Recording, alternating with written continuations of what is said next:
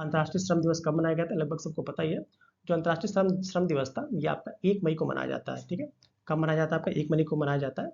मजदूर दिवस वो बोलते हैं, श्रमिक दिवस बोलते हैं, श्रम दिवस बोलते हैं, जो जिस नाम से भी आ जाए आप इसको समझ जाइएगा। ठीक है, आइए कुछ और देख लेते हैं इसमें इंपॉर्टेंट टॉपिक। तो जो अंतर्राष्ट्रीय श्रम संगठन की स्थापना थी ये आपके 1919 में हुई है। कब, आपके 1919 में हुई है। इसका मुख्यालय कहाँ है, जेनेवा में है। और श्रम के इतिहास में इसकी जो शुरुआत हुई थी वो संयुक्त राज्य अमेरिका में 1 मई 1886, सॉरी थोड़ी गलती हो गई है, 1 मई 1886 को श्रमिक संघों ने वहाँ पर बवाल किया था कि हमें 8 घंटे, भाई क्योंकि 12 घंटे 14 घंटे की नौकरी ले लेते थे, तो 8 घंटे के कार्य दिवस की वकालत करते हुए हड़ताल किए थे। ठीक है, और 1 मई 1986 को हुआ था, और शायद 4 या 6 मई को, एग्जैक्ट डेटा हाँ 4 या 6 मई 1886 को इसको मान लिया गया था। ठीक है, कि चलिए अब आपको 8 घंटे की ड्यूटी मिलेगी। सो आज भी पता को भारत में बहुत ज़्यादा लेबर यूनियन है, होना भी चाहिए, क्योंकि वो श्रमिकों की मांगों को रखते हैं। ठीक है, और उनके जो भी कमियां हैं, उनके जो भी कह सकते हैं कि आयाम हैं, उनकी आवश्यकताएं हैं, उनको पूर्ति के लिए अपनी मांगों को रखते हैं और मनवा भी लेते हैं। It's a good thing. ठीक है, तो ये हमारा जो आप कह सकते हैं कि याद रखिएगा जो आपका प्रेशर ग्रुप है। ठीक है, प्रेशर ग्रुप आप जब मेंस का एक टॉपिक पढ़ेंगे तो आप एक प्रेशर ग्रुप, जिसको हम दबाव समूह कहते हैं, क्या कहते हैं हम, दबाव समूह। तो कभी कभी ये जो आपके श्रम संगठन है ये दबाव समूह की तरह भी कार्य करते हैं। ठीक है, तो यहाँ से इस टॉपिक को याद रखिएगा कि दबाव समूह में जब भी आप कुछ लिखेंगे तो आप श्रम संगठन को, क्योंकि इसमें राजनीतिक अड्डा बन गया है, वहाँ पे इनका उपयोग आप कर सकते हैं। अगला क्वेश्चन, विश्व प्रेस स्वतंत्रता दिवस कब मनाया जाता है।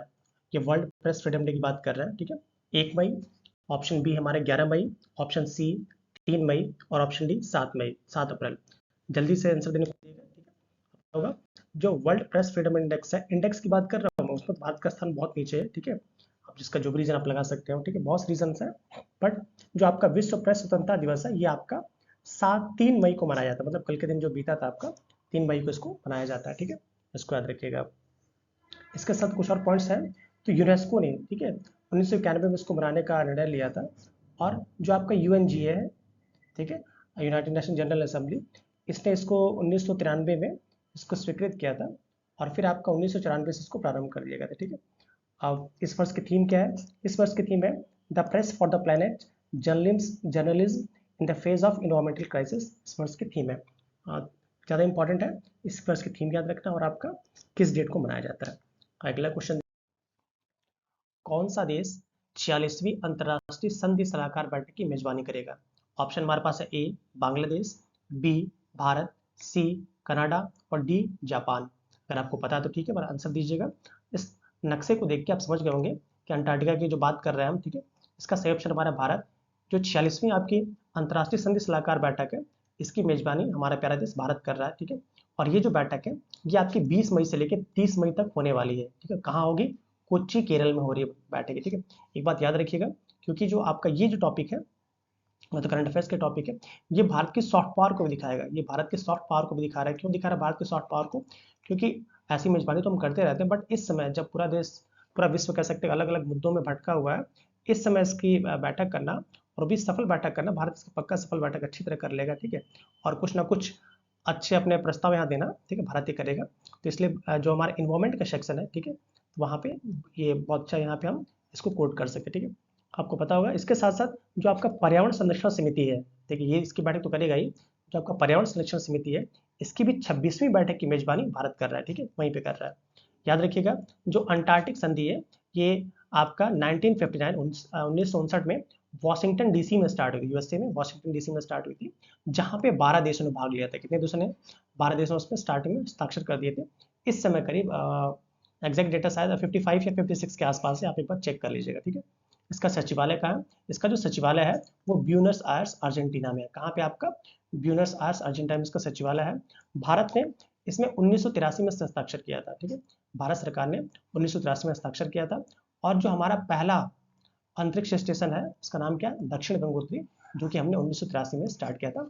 ये सारे पॉइंट्स बहुत इंपॉर्टेंट, इसको याद रखिएगा। इसका सचिवालय ब्यूनस आयर्स अर्जेंटीना में है। भारत ने 1983 में इसमें शामिल हुआ। और इस हमारा जो पहला अनुसंधान केंद्र था वो आपका दक्षिण गंगोत्री था। ठीक है, अगला क्वेश्चन देखते हैं, हाल ही में किस पर्यावरण आंदोलन को 50 वर्ष हो गए हैं। ऑप्शन ए चिपको आंदोलन, ऑप्शन बी नर्मदा आंदोलन, ऑप्शन सी जलियांवाला बाग आंदोलन, और ऑप्शन डी भूताल आंदोलन। तो इसका सही आंसर हमारा क्या है, चिपको आंदोलन, क्योंकि आपको पता होगा चिपको मूवमेंट का आपने पता पढ़ा होगा, ये आपका उस समय के तत्कालीन जब चिपको मूवमेंट स्टार्ट हुआ था 1970 के दशक में, जब ईयर पूछेगा तो 73 कह सकते हैं आप, ठीक है। 1973 में स्टार्ट हुआ था, दशक जो बोला 1970 के दशक में। उस समय चूंकि भारत जो आपका उत्तर प्रदेश था वो डिवाइडेड नहीं, तो उत्तर 2000 में डिवाइडेड हुआ है, तो उस समय उत्तर प्रदेश के चमोली जिले में स्टार्ट हुआ, इसको याद रखिएगा, ठीक है। और इसके जो सबसे शुरुआती जो नेता थे, जो एक गांधीवादी एक नेता कह सकते हैं, एक सामाजिक कार्यकर्ता कह सकते हैं, चंडी प्रसाद भट्ट, इन सबका नेम आप याद रखिए क्योंकि अक्सर ये ऑप्शंस में आ जाते हैं। फिर सुंदरलाल बहुगुणा जी, ये भी समाजवाद और गांधी दर्शन के प्रणेता थे, और ये भी इसमें बहुत अच्छी सक्रिय भूमिका निभाई थी। गौरा देवी, ठीक है, पता नहीं इसमें से गौरा देवी कौन है। गौरा देवी ग्रामीण महिला थी जो कि प्रतिरोध का इसका विरोध का कारण बन गई। इसमें महिलाएं करती क्या थे कि जब भी कोई ठेकेदार या कोई भी गवर्नमेंट किसी भी तरह से जब वो पेड़ों को काटने जाते थे, तो आपस में ह्यूमन शील्ड बना के पूरे हाथ पकड़ के पेड़ों को घेर के बैठ जाती थी, जो कि प्रतीक बन गया पूरा कि कैसे हमें अपने वन संपदा को बचाना है, ठीक है। इसके अलावा आप याद रखिएगा नर्मदा बचाओ आंदोलन, अलिप्पो आंदोलन, जो कि आपका कर्नाटका में हुआ था। अलिप्पो आंदोलन का हुआ था कर्नाटका में हुआ था। और साइलेंट वैली मूवमेंट आप समझ सकते हैं केरला से। तो इन सब टॉपिक को भी एक बार देख लीजिएगा, क्योंकि इसका 50 वर्ष कंप्लीट हो गए, तो मेंस में भी इस टॉपिक से क्वेश्चन बन सकता है, ठीक है। ये सारे जो टॉपिक्स आपके मेंस के लिए बहुत इंपॉर्टेंट है, आपका साइंस और इन्वायरमेंट के साथ साथ इसके बाद जब निबंध लिखना होता है आपका पर्यावरण आपदा पे, तो वहाँ पे भी बहुत ज़्यादा इंपॉर्टेंट पॉइंट्स हैं, इन सबको आप मेंशन कर सकते हैं, ठीक है। आइए अगला क्वेश्चन देखते हैं। हाल ही में किसे ग्रीन ऑस्कर पर्यावरण पुरस्कार 2024 से सम्मानित किया गया है? ऑप्शन हमारे पास है ए पूर्णिमा देवी वर्मन, ऑप्शन बी आजाद त्रिपाठी, ऑप्शन सी शर्मिला चटर्जी, और ऑप्शन डी आपका आलोक शुक्ला। तो इसका सही आंसर हमारा पूर्णिमा देवी वर्मन जी को, इन्हें ही इस वर्ष का ग्रीन ऑस्कर अवार्ड दिया गया है, और इन्हें सेकंड टाइम मिला, इनसे पहले मिल चुका है। और ये जो आदिवासी क्षेत्र है आपका असम का, उसके पास ये पक्षियों के लिए बहुत अच्छा वर्क करते हैं, ठीक है, इसीलिए इन्हें वर्ल्ड फेमस इसके लिए किया गया, ठीक है। ये असम के, जैसे मैंने परप्स बोला है, वन्यजीव विज्ञानी है, ठीक है। और इन्हें दूसरी बार व्हिटली गोल्ड पुरस्कार, जो आपका जो व्हिटली गोल्ड पुरस्कार, इसे ही हम ग्रीन ऑस्कर के नाम से भी जानते हैं, ठीक है। आइए और कुछ देख लेते हैं इनके बारे में। और इन्होंने क्या किया, इन्होंने एक असम में एक लुप्तप्राय पक्षी है जिसका नाम क्या है, ग्रेटर एडुजेंट स्टार्क। क्या नाम इस पक्षी का है, ग्रेटर एडुजेंट स्टार्क, और जिसको असमिया भाषा में हरगिला कहते हैं। क्या कहते हैं, हरगिला कहते हैं। उसके संरक्षण के लिए उन्होंने बहुत अच्छा काम किया है।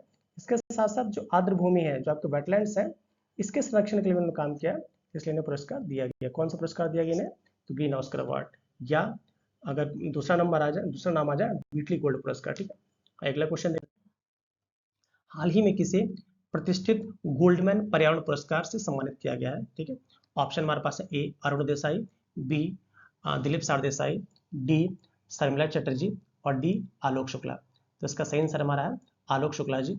जो आलोक शुक्ला जी हैं, ये एक छत्तीसगढ़ के एक पर्यावरण कार्यकर्ता है, ठीक है, और इन्हें ही आपका गोल्डमैन पर्यावरण पुरस्कार 2024 से नवाजा गया, ठीक है। ये क्या काम करते हैं, ये वन और आदिवासी अधिकारी कार्यकर्ता है, मतलब आदिवासियों के और वनों के संरक्षण के लिए बहुत अच्छा कार्य करते हैं, तो बहुत इंपॉर्टेंट है ये, ठीक है। जहाँ क्योंकि आपको पता होगा कि इन्वायरमेंट से रिलेटेड, ठीक है, और आपको पता होगा निबंध वाला जो टॉपिक है वहाँ पे पर्यावरण हमारे में है, पर्यावरण से बनता है, तो वहाँ पे भी आप लोग शुक्ला जी का जिक्र कर सकते हैं कि इन्हें ये सम्मान मिला, क्योंकि इन्होंने जो आपका हसदेव, याद रखिएगा ये पक्का प्री में क्वेश्चन बनेगा कि हसदेव अरण्य क्षेत्र कहाँ है, तो याद रखिए जो हसदेव अरण्य क्षेत्र ये आपका छत्तीसगढ़ में है, ठीक है। तो यहाँ पे तो जैव विविधता जो बायोडाइवर्सिटी है, इसके समूह जंगलों को बचाने का काम हमारे आलोक शुक्ला जी ने किया, वहाँ पे अवेयरनेस फैला के, फिर आप कह सकते हैं हड़ताल किसी भी तरह का फैला, ठीक है।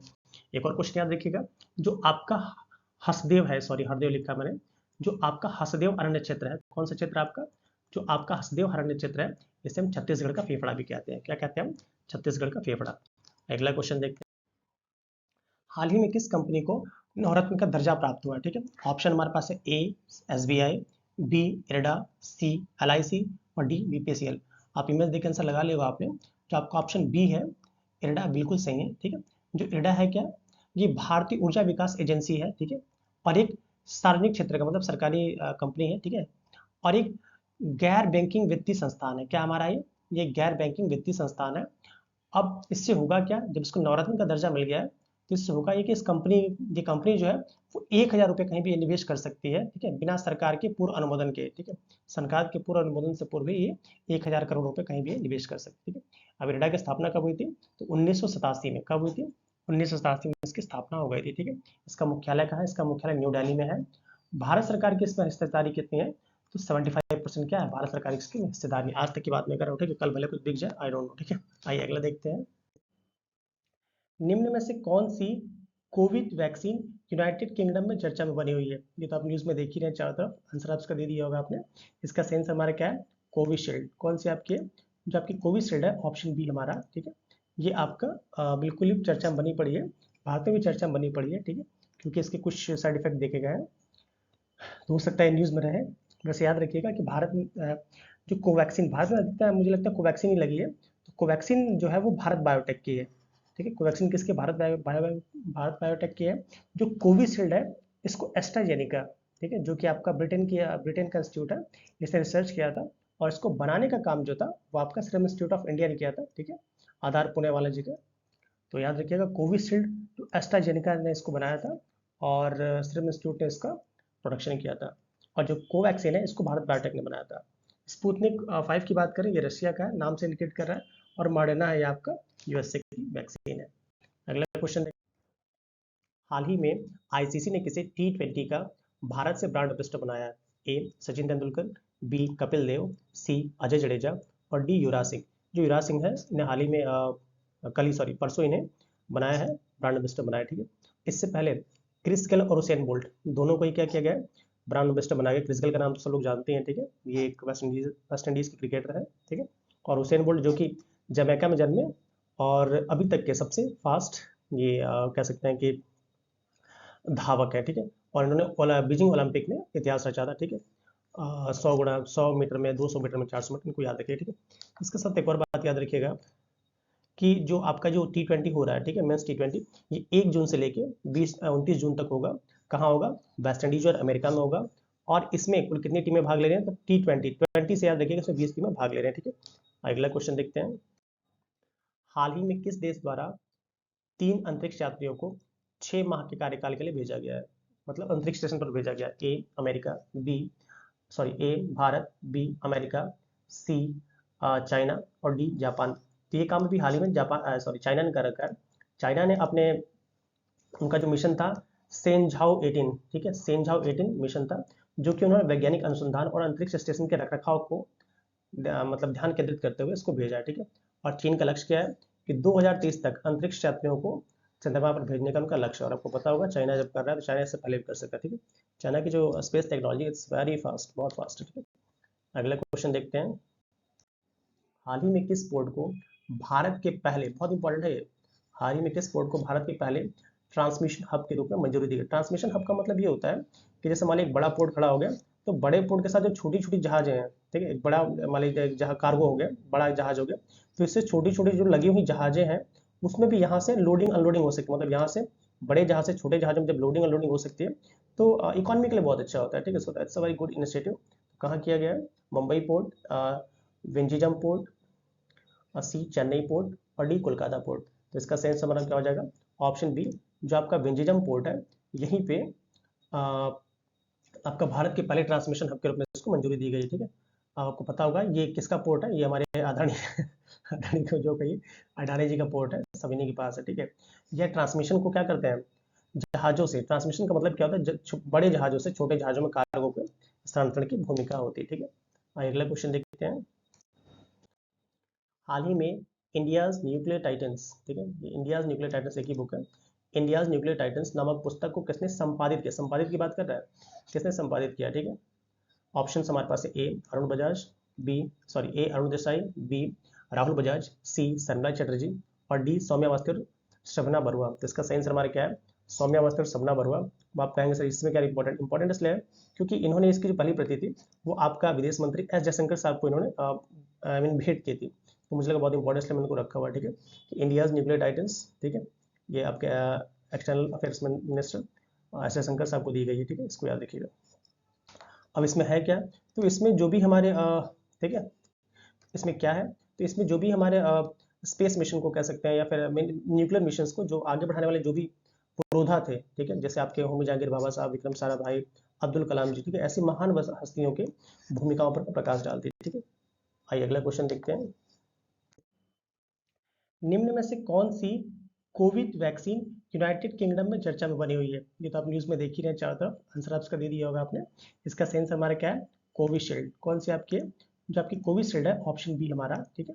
ये आपका बिल्कुल ही चर्चा में बनी पड़ी है, भारत में भी चर्चा में बनी पड़ी है, ठीक है, क्योंकि इसके कुछ साइड इफेक्ट देखे गए हैं, तो हो सकता है न्यूज़ में रहे। बस याद रखिएगा कि भारत में जो कोवैक्सीन भारत में अधिकतर मुझे लगता है कोवैक्सीन ही लगी है, तो कोवैक्सीन जो है वो भारत बायोटेक की है, ठीक है। कोवैक्सीन किसकी? भारत बायोटेक की है। जो कोविशील्ड है इसको एस्ट्राजेनिका, ठीक है, जो कि आपका ब्रिटेन का इंस्टीट्यूट है, इसने रिसर्च किया था, और इसको बनाने का काम जो था वो आपका सीरम इंस्टीट्यूट ऑफ इंडिया ने किया था, ठीक है, आधार पुणे वाला जी का। तो याद रखिएगा कोविशील्ड तो एस्ट्राजेनिका ने इसको बनाया था, और सीरम इंस्टीट्यूट ने इसका प्रोडक्शन किया था, और जो कोवैक्सीन है इसको भारत बायोटेक ने बनाया था। स्पुतनिक 5 की बात करें, ये रशिया का है, नाम से इंडिकेट कर रहा है, और मॉडर्ना है ये आपका यूएसए की वैक्सीन है। अगला क्वेश्चन देखिए, आईक्यू एयर द्वारा जारी विश्व वायु गुणवत्ता सूचकांक में सबसे प्रदूषित शहर कौन सा है? ऑप्शन हमारे पास है काठमांडू, ऑप्शन बी नई दिल्ली, ऑप्शन सी हनोई, और ऑप्शन डी ढाका। तो इसका सही आंसर हमारा है option A Kathmandu. AQ air index में काठमांडू को सबसे प्रदूषित शहर बताया गया, ठीक है। काठमांडू को पता है, काठमांडू क्या है? नेपाल की राजधानी है, ये नेपाल का पोजीशन आप देख रहे होंगे, ठीक है। ये जो नेपाल की पोजीशन है इसकी सामरिक स्थिति भारत के लिए बहुत अच्छी है, क्योंकि मैक्सिमम जो हमारे बॉर्डर्स है ओपन है, ठीक है, यहाँ से लोग आते जाते रहते हैं, ठीक है। वैसे तो बॉर्डर बनाए गए, चेक पोस्ट बनाए गए, बट हमारी सीमा इनसे खुली हुई है, और हमारे बहुत ज़्यादा इनसे सांस्कृतिक रिश्ते बने हुए हैं। बट ये जब कुछ चाइना के नज़दीक जा रहा है, ठीक है, बहुत से मुद्दों को लेके, तो फिर वहाँ पे हमारे लिए इनकी सामरिक स्थिति थोड़ी सी दिक्कत हो जाती है, बट ऐसा नहीं है, नेपाल हमेशा से हमारा भाई था और भाई रहेगा, ठीक है। अगला क्वेश्चन देखते हैं। हाँ, एक और बात याद रखिएगा, अभी हाल ही में वहाँ के जो सरकार है उसने क्या किया है, उसने ये जो स्थान है इनका, ठीक है, इनका एक नेपाल में एक जगह पोखरा, हाँ देखिए नेपाल में एक जगह कौन सी? पोखरा, इसे वहाँ की पर्यटन राजधानी घोषित किया है। बहुत ही प्यारी जगह है, कभी मौका मिले घूमने पक्का जाइएगा, ठीक है। वेल ये जो भारत में सबसे प्रदूषित शहर किसको माना गया? तो न्यू दिल्ली को माना गया, इसको याद रखिएगा। अगला क्वेश्चन देखते हैं, हाल ही में किस देश के पहले मुस्लिम प्रधानमंत्री, ठीक है, प्रधानमंत्री हम बोलते हैं और वहाँ उनको प्रथम मंत्री बोला जाता है, फर्स्ट मिनिस्टर बोला जाता है, फर्स्ट मिनिस्टर, ठीक है, से इस्तीफा दिया है? ए शेख हसीना, बी हमजा यूसुफ, सी इमरान मसूद, और डी हासिम कादरी। तो इसका सही आंसर है आपका हमजा यूसुफ, जो कि बहुत चर्चा में थे। इन वे स्कॉटलैंड के प्रथम, ठीक है, स्कॉटलैंड के प्रथम, क्वेश्चन थोड़ा गलत हो गया, ठीक है, ये होना चाहिए किसने किया था, ठीक है, तो ये देश का नाम पे स्कॉटलैंड होना चाहिए, कोई बात नहीं, समझ गए होंगे आप। हमजा यूसुफ साहब इसका आंसर है, ठीक है।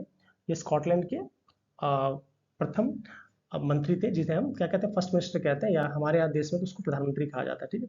स्कॉटलैंड के बारे में कुछ बातें आपको बता दूंगा।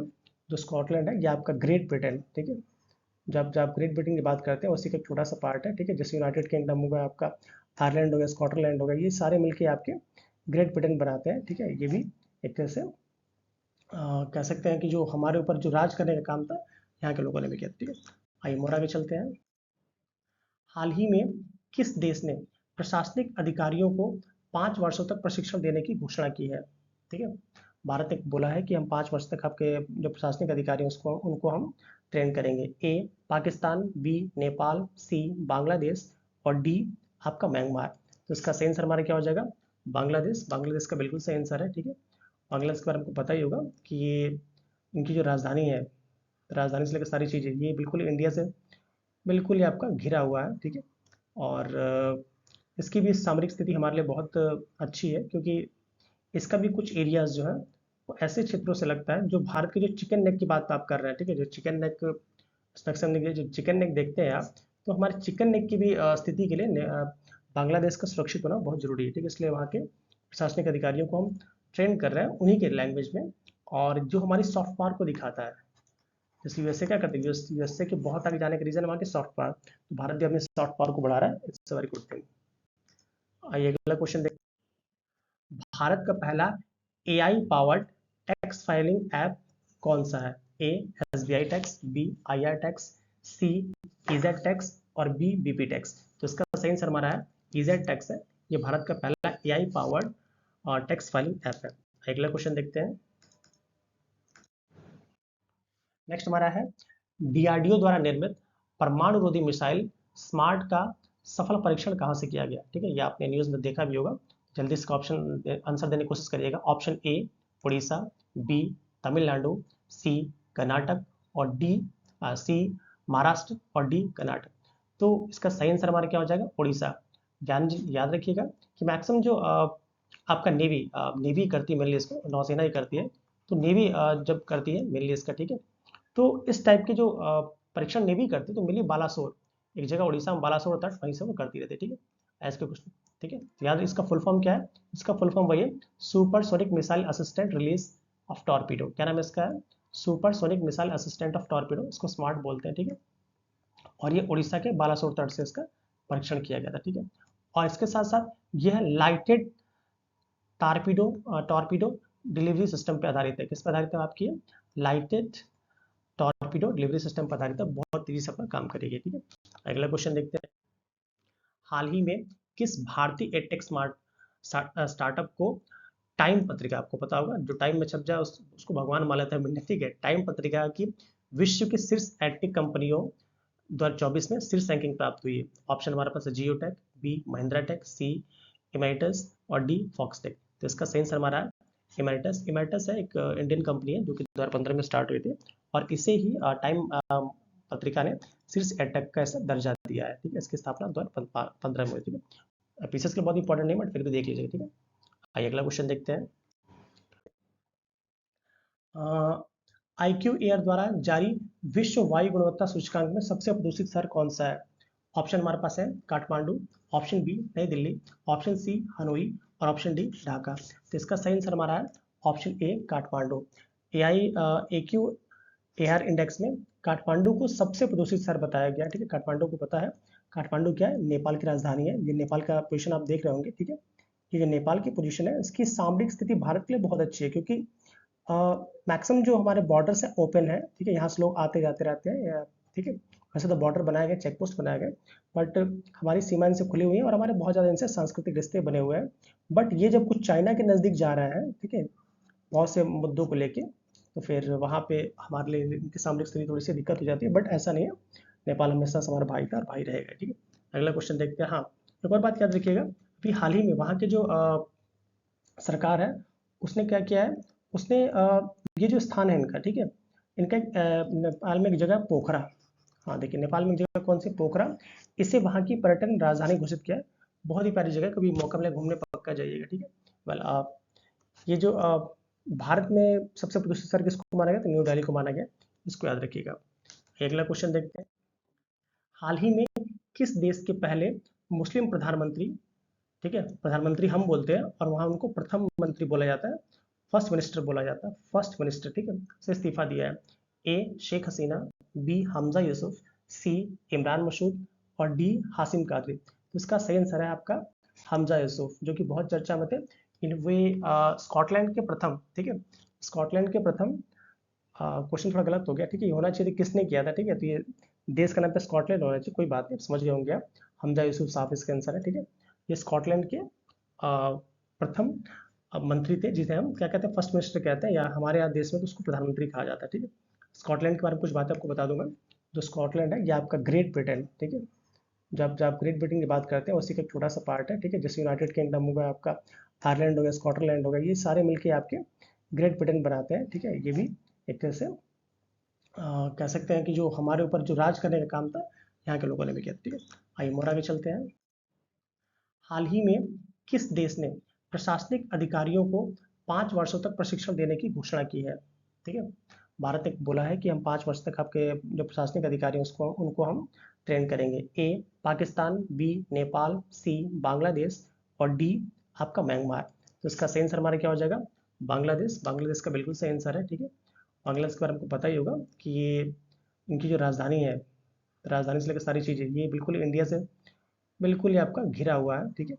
और इसकी भी सामरिक स्थिति हमारे लिए बहुत अच्छी है, क्योंकि इसका भी कुछ एरियाज जो है वो ऐसे क्षेत्रों से लगता है, जो भारत के जो चिकन नेक की बात आप कर रहे हैं, ठीक है, जो चिकन नेक जो चिकन नेक देखते हैं आप, तो हमारे चिकन नेक की भी स्थिति के लिए बांग्लादेश का सुरक्षित होना बहुत जरूरी है, ठीक है। इसलिए वहाँ के प्रशासनिक अधिकारियों को हम ट्रेन कर रहे हैं उन्हीं के लैंग्वेज में, और जो हमारी सॉफ्ट पावर को दिखाता है।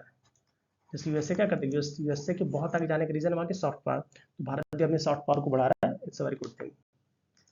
आइए अगला क्वेश्चन देखते हैं, हाल ही में कौन भारत के नए वाइस चीफ बने हैं, नौसेना के वाइस चीफ बने हैं? ए पंकज त्रिपाठी, बी आदित्य त्रिपाठी, सी दिनेश कुमार त्रिपाठी और डी देवेश त्रिपाठी। तो ऑप्शन जल्दी से इसका सही आंसर दीजिएगा। इसका सही आंसर हमारा दिनेश कुमार त्रिपाठी। जो आपका दिनेश कुमार त्रिपाठी जी है, यही नौसेना के नए वाइस चीफ बने हैं। बस सिंपल, बस वनडे के लिए याद रखिएगा, ठीक है। अगला क्वेश्चन देखते हैं। फ्रेंड्स, अगर आपको ये वीडियोस पसंद आ रहा है तो प्लीज़ हमारे चैनल को लाइक से सब्सक्राइब करिएगा। हम उन्हीं क्वेश्चंस को रख रहे हैं जो कि आपके एग्जाम के लिए इंपॉर्टेंट है, ठीक है। आइए मिलते हैं अगले वीडियो में। Till then keep learning, keep smiling. जय हिंद।